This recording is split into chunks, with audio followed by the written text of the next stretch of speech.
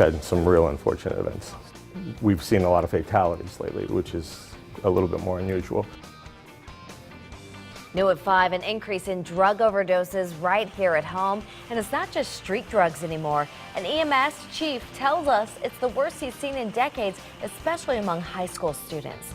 Good evening, everyone. Thanks for joining us. I'm Ann Craig. And I'm Darren Kramer. Glad you're here tonight. One local teen just died from an overdose this past weekend, and several others have been hospitalized after ODing on Xanax, which can be found in a lot of medicine cabinets. News 8's Josh Scheinblum is live tonight in Hartford. He spent the day talking to authorities and EMS crews to see who see those ODs firsthand. Josh?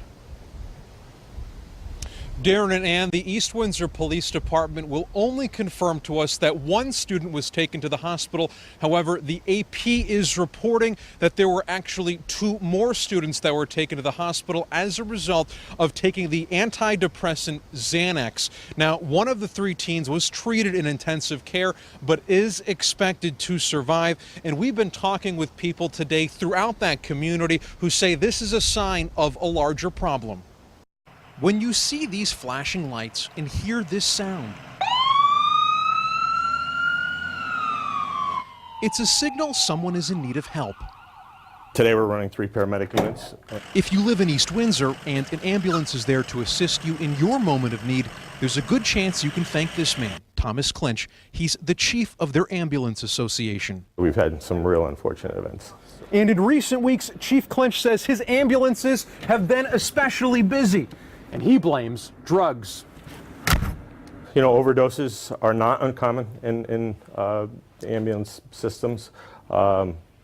We've seen a lot of fatalities lately, which is a little bit more unusual.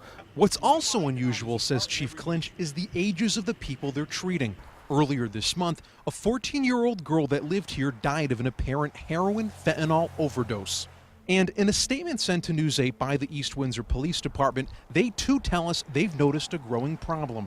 In part, it reads, quote, "The town of East Windsor Police Department has noticed an increase in the number of heroin-related incidents, as most communities in New England. Last year, this agency dealt with 1 confirmed accidental heroin-related death. This year, we have had 3 untimely deaths that we feel are drug-related," end quote.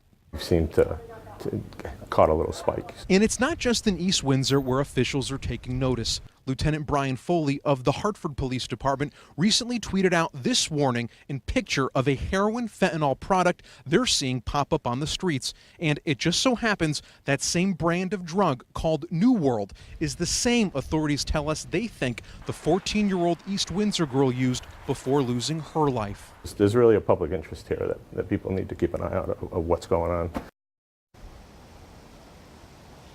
The superintendent of East Windsor Public Schools is also weighing in on the issue. She told us, quote, "The East Windsor Public Schools, in conjunction with CHC, is planning a community service event March 11th from the 6th to the 8th at East Windsor High School. The event will present information about drug use and the supports that are available to our students and their families," end quote. Now, they also say that they are in the process of working on getting a school resource officer. However, that probably won't be available till sometime in September. Now, you'll recall the chief that we talked to for that ambulance service. He's been working there since 1978, and he says that in the last couple weeks, this is simply the worst that he can see, that he's seen it in his memory. For now, we are live in the Hartford newsroom. Josh Scheinblum, News 8.